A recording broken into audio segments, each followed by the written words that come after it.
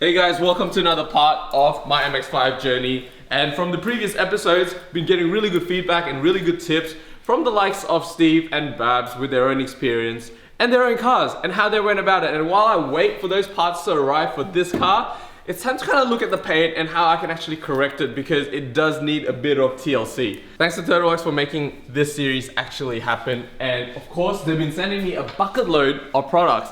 And it's really awesome, but what good is a bunch of products if I really don't know how to use them properly?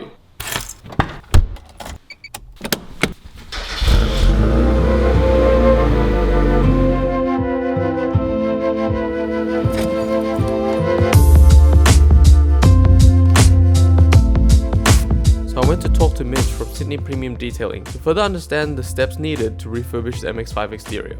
Mitch is a certified ceramic coating and paint protection expert, and Sydney Premium Detailing has definitely evolved over the time from his driveway in 2011 to this impressive studio attracting prestige cars all over Sydney. How did you get into detailing? Basically from washing people's cars. I was in a job where I wasn't really getting paid too much, and I thought, well, what can I do that I like to make some extra money? And washing cars was the answer. I'd always liked cars. I'd always had a passion for cars since I was 10 or 12. So the actual brand, we started off as Shine Mobile Car Detailing. It was basically just, you know, your basic wash, wax, that sort of thing, about the $50 to $100 sort of range, a couple hours work. A couple of years later, the brand started to expand, so we went with Sydney Mobile Detailing. Yeah, it sort of progressed from that once we went into a fixed location, our old shop in Castle Hill, to Sydney Premium Detailing. So a lot of our cars are, you know, the high-end sort of anywhere from 70, 80 to, you know, the $1 million mark. So that's kind of where it's gone from since 2011 till now.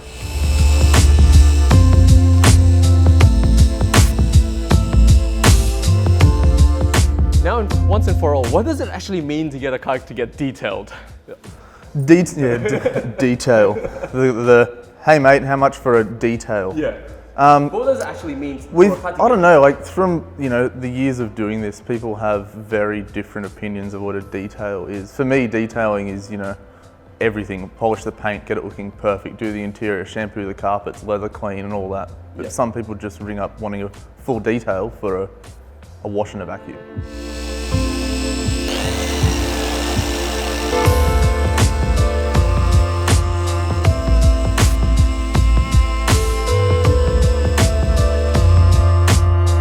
But for you to go through all of that stage, had to learn through obviously different brands and different workshops and stuff. Yeah. What was things that you didn't know before and that you learned along the way in terms of actually how to take care of a car? I think the first time, like I went, you know, to the detailing shop that we all use, bought my machine polisher. Came in a kit, so it had some little bottles of polish and some pads and stuff. And I was like, right, I'll just give the car a wash, polish it. Right. And you watch YouTube videos? Oh, no, I didn't watch YouTube then. Probably should have. Yeah. Spent, you know, 2 days washing and polishing the car. Little did I know that there was a thing called a clay bar that actually existed. So that was sort of the critical step of... That you skipped? Yeah. Yep. If you don't do that clay bar section, the buffing section's sort of irrelevant, because instead of getting those contaminants off the paint before you start polishing it, your pad goes onto the paintwork and then just moves them all around. Okay. So I took it out in the sun after it was looking great in my garage. Took it out in the sun and it just looked shit. Oh, it had that like hologram effect? Yeah, holograms, swirl marks, everything. And so yeah, that was sort of the big eye-opening thing for me anyway. And then after I'd done all that, I then, you know, went back, did it all again, clay barred it, corrected it, got it looking what I thought was perfect at the time anyway. And he goes, oh, did you wash it with a 2-bucket method? And I was like, well, what's the 2-bucket method? Right. So, makes sense, yeah. And if you don't know what the 2-bucket method is, you have one with your water and your detergent, like, or, you know, car soap, whatever, and then one with just water. Because if you only have one bucket, you're essentially taking dirt off the car, putting it into the bucket, then putting that dirt back onto the car every time you mitt or sponge or whatever goes into the bucket.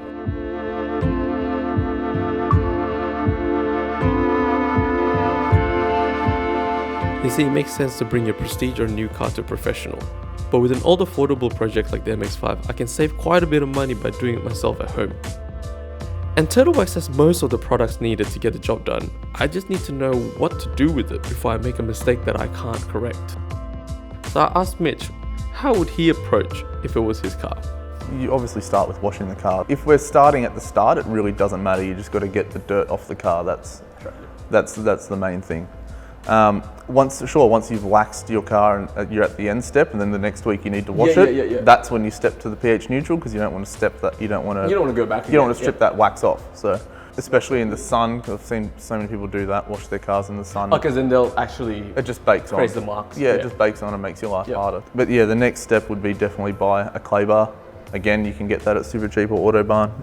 In terms of drying the cars as well, we generally tell people to use microfiber drying towels. You can't really wring them out or anything like that, but they're a lot safer, they're a lot softer. They sort of, suck up the water and absorb it rather than, just pushing it around. Yeah. Same sort of thing goes for wheels. Have like a dedicated wheels bucket and wheel sponge. You don't really need to use anything too fancy for the wheels. Maybe if they're black, then microfiber's the way to go. In terms of protection, just make sure you're getting at least a high quality wax or a polymer sealant. The sealant's probably going to last you a little bit longer than a wax, but again, it does just depend on the products. Polishing stage, using products off the shelf, is there a no-no against using your hands, or you definitely have to use the machine? Yeah, pretty much. To get a good result, you do need a machine. There are products that say do it by hand, blah blah blah. A lot of them don't necessarily remove the scratch; they fill it. They just fill it. Yeah. In terms of weekend warrior sort of stuff, the polishing stage, unless you've got a machine, don't even try it. It's just a waste of time. So if you're going to do something, don't do it half-assed, do it properly. So you should be washing it at least every couple of weeks. If it lives outside, I'd probably step that up to every week.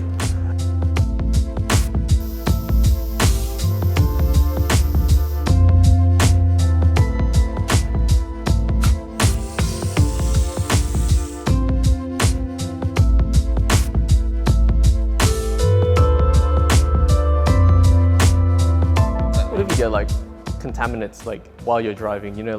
Either tree saps or bat poo or bird poo. You get it off as quickly as you can. How would you get it off? How would you say to get it off? You can't just exactly wipe, because that's just completely dry dust scratching, or? Yeah, so again, YouTube sort of comes in handy. But you can just get a quick detailer or quick wax or something like that. Use something that's something off the shelf. Yep, something lubricant. Let it soak in for a bit. And if you've got access to warm water, that's better. But if you don't, then What does the warm water do? Oh, it makes it just softer dissolves first. it. Yeah. Right. Just makes it softer and dissolves it. So yeah. Yeah, I mean, you get a lot of high-end cars here, but at the same time, I think you still get high-end older cars, right?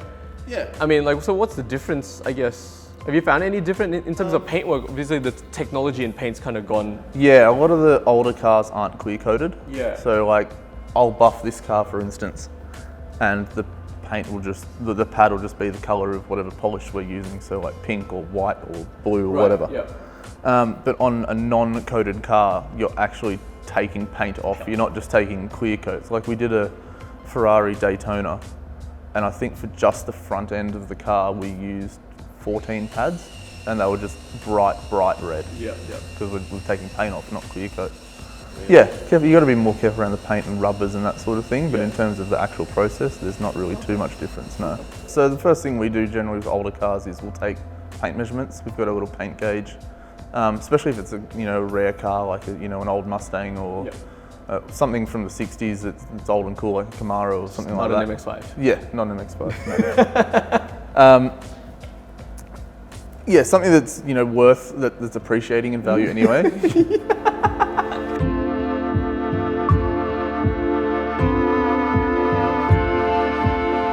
So we have to remember that paint isn't so simple.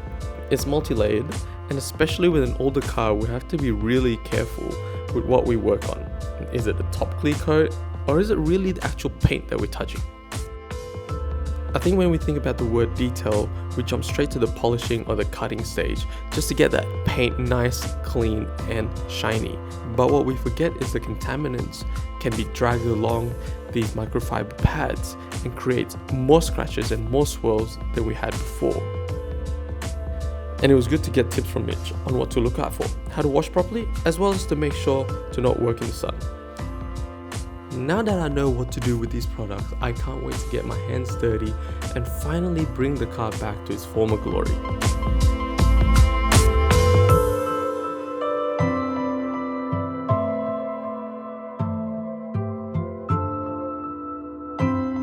Thanks, Mitch, for letting us in to your shop.